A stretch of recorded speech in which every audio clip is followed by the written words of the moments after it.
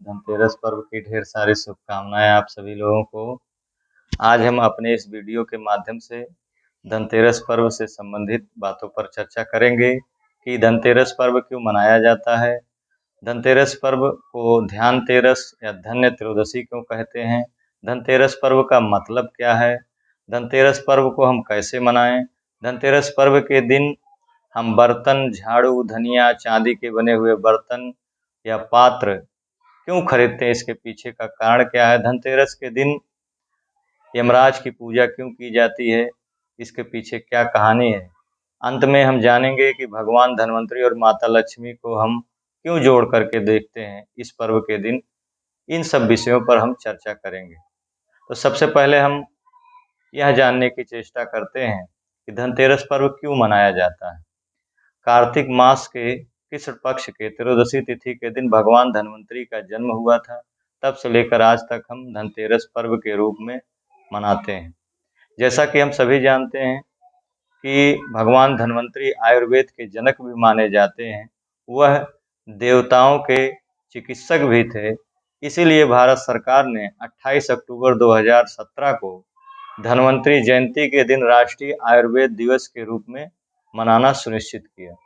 अब दूसरे बिंदु को हम लेते हैं कि धनतेरस को ध्यान तेरस या धन्य त्रयोदशी क्यों कहा जाता है। इसके पीछे का कारण जैन मत के संस्थापक भगवान महावीर हैं। ऐसा माना जाता है कि इस दिन भगवान महावीर ने ध्यान योग को प्राप्त करते हुए दीपावली पर्व के दिन निर्वाण प्राप्त किए थे। इसलिए जैन मत के लोग इस पर्व को ध्यान तेरस या धन्य त्रयोदशी के रूप में मनाते हैं। तीसरे बिंदु की बात करें कि धनतेरस का अर्थ क्या है या मतलब क्या है। इसका हम बहुत संकुचित अर्थ लेते हैं कि धन का मतलब रुपया पैसा, किंतु धन का बहुत ही व्यापक अर्थ है। धन का मतलब स्वास्थ्य होता है, सुख होता है, शांति होता है, वैभव होता है, धन संपदा होती है। धनतेरस पर्व मनाने से हमारे स्वास्थ्य में उत्तरोत्तर वृद्धि होती है, हमारे सुख शांति में उत्तरोत्तर वृद्धि होती है, हमारे वैभव में उत्तरोत्तर वृद्धि होती है, हमारी धन संपदा में वृद्धि होती। यह इसका व्यापक अर्थ है। अगले बिंदु को हम देखें कि धनतेरस पर्व हम कैसे मनाएं। इस दिन द्वार के बाहर 13 घी के दीपक जलाने चाहिए और भगवान धन्वंतरी और मृत्यु के देवता यमराज की पूजा करनी चाहिए। पहला दीपक दक्षिण दिशा में यमराज जी के लिए रखना चाहिए। दूसरा दीपक सुख और समृद्धि के प्रतीक माता लक्ष्मी के लिए अर्पित करना चाहिए। तीसरा दीपक तुलसी माता के लिए और 2 दीपक मुख्य द्वार पर रखना चाहिए और 1 दीपक छत के ऊपर रखना चाहिए। शेष जो बचे दीपक हैं घर के अलग अलग कोनों में रखना चाहिए। अगले बिंदु को हम जानेंगे कि धनतेरस के दिन हम बर्तन, झाड़ू, धनिया या चांदी के बने हुए पात्र हम क्यों खरीदते हैं। इसके पीछे एक पौराणिक मत है कि समुद्र मंथन के पश्चात भगवान धन्वंतरी अमृत कलश लेकर के प्रकट हुए थे, इसलिए हम बर्तन खरीदते हैं। एक और मान्यता है कि पीतल, कांसा और तांबे के बने धातुओं में भगवान धन्वंतरी का वास होता है, इसलिए इनसे बने हुए बर्तन को हमें खरीदना चाहिए। किंतु हम जाने अनजाने में अब नॉनस्टिक, प्लास्टिक और स्टील के बर्तन हम खरीद रहे हैं, जो कि हमारे स्वास्थ्य के लिए नुकसानदायक है। झाड़ू भी इसी तरीके से हम समझते हैं, झाड़ू भी हमारे स्वास्थ्य से जुड़ा हुआ है। साफ सफाई के दृष्टिकोण से देखा जाए तो इसलिए हम झाड़ू खरीदते हैं। धनिया हमारे उत्तरोत्तर वृद्धि का प्रतीक मानी जाती है। हम उस दिन धनिया को ला करके अपने आंगन में पूजा करते हैं, उसके बाद उसको हम अपने खेतों में बुआई करते हैं।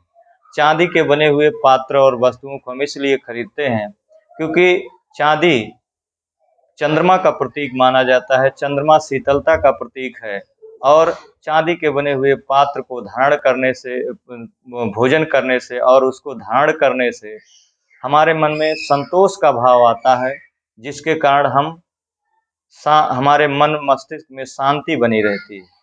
इसीलिए हमारे पूर्वजों ने संतोष धन को सबसे बड़ा धन कहा है। अगले बिंदु की बात करें कि इस दिन यमराज की पूजा क्यों की जाती है। इसके पीछे एक किंवदंती प्रचलित है।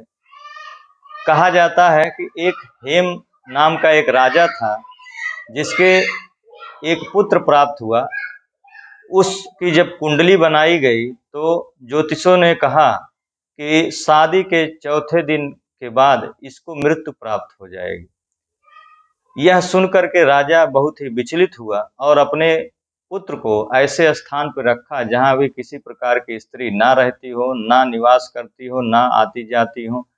किंतु विधि का विधान ऐसा हुआ कि उस मार्ग पर एक दिन एक राजकुमारी गुजरी और यह देख करके राजकुमार उसके प्रेम में पड़ करके गंधर्व विवाह कर लिया।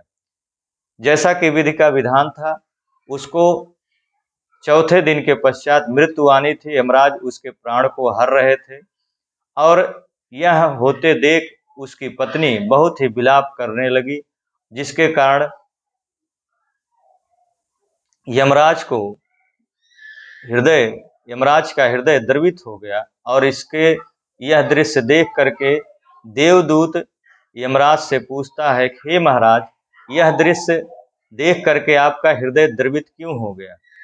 क्या ऐसा कोई विधान है कि आप जो है इस तरीके से किसी भी व्यक्ति के प्राण को ना हरण करें?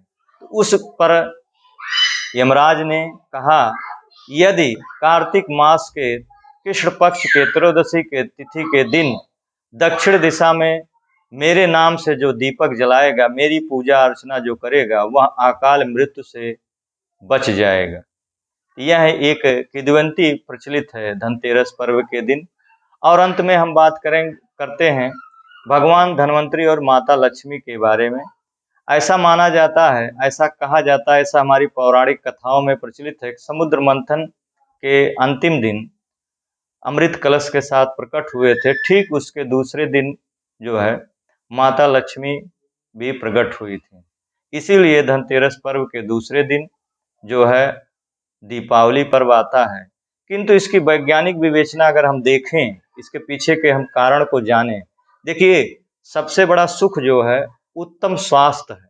यदि हमारा स्वास्थ्य उत्तम रहेगा तो हमारे पास सुख, शांति, धन, वैभव, धन संपदा सब कुछ रहेगी।